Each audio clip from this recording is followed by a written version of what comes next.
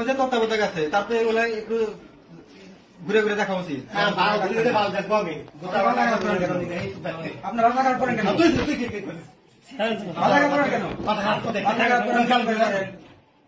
আমরা আরে নেবো কেন? আমি এখন অস্ত্র রেখে গলা কাটে মন্ডুগুড়ি করে দেবো।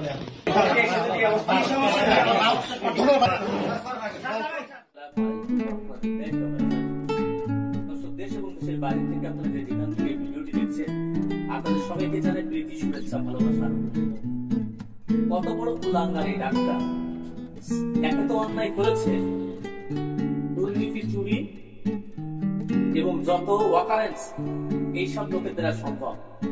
ছাত্ররা গেছে দুর্নীতির জন্য, আপনারা দুর্নীতি করেছেন, বাইরে দুর্নীতি চলছে, এটা একটু ভিজিট করে একটু দেখেন।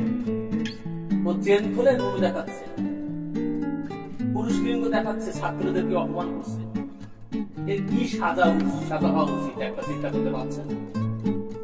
এই কুলাঙ্গার এই ডাক্তারের চাকরি যাতে না থাকে কঠিন সাজার ব্যবস্থা করবেন ছাত্রছাত্রীরা। আমরা দেখতে চাই, আমরা আপনাদের পাশে আছি। এর মতো কুলাঙ্গার ডাক্তার যেন বাংলাদেশের কোন হসপিটালে না থাকে।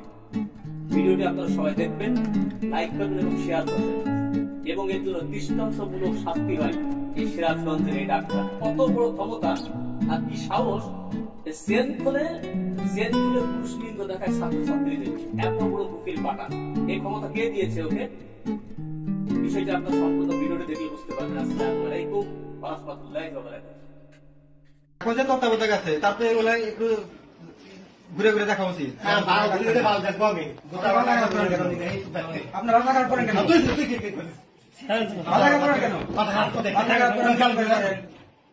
আমরা আরে নেবো কেন? আমি এখন অস্ত্র রেখে গলা কাটে মন্ডুগুড়ি করে দেবো।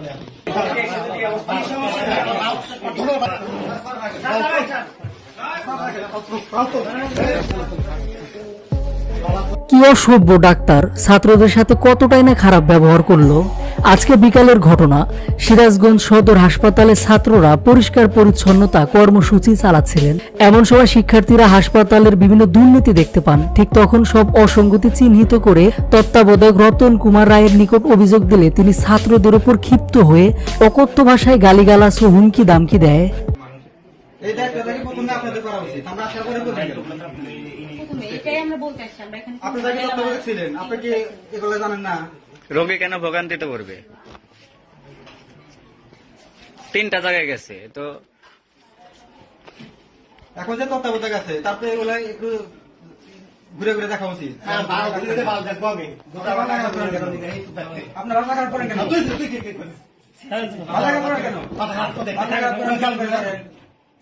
আমরা আরে নেবো কেন? আমি এখন অস্ত্র রেখে গলা কাটে মন্ডুগুড়ি করে দেবো।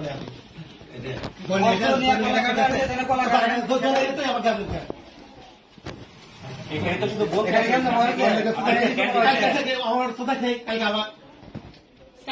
কালকে বলা হয়েছে, আজকে আপনি বলা হয়েছে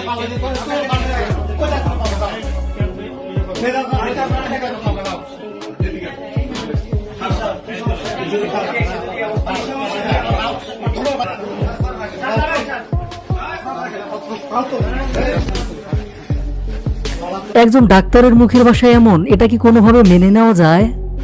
সকল শিক্ষার্থীরা মিলে খুব সুন্দর ব্যবহার করে একটা চিঠির মাধ্যমে অভিযোগপত্র দিয়েছিলেন। শুধু এটুকুই বলে দুর্নীতির বিরুদ্ধে একটু তদারকি করবেন, ব্যাস। একথা শুনে এভাবে ক্ষিপ্ত হয়ে রীতিমতো অশ্লীল ভাষা ব্যবহার করেন সেই ডাক্তার। সামাজিক যোগাযোগ মাধ্যমে যে ভিডিও নিয়ে রীতিমতো সমালোচনার ঝড় উঠেছে। এখন সবাই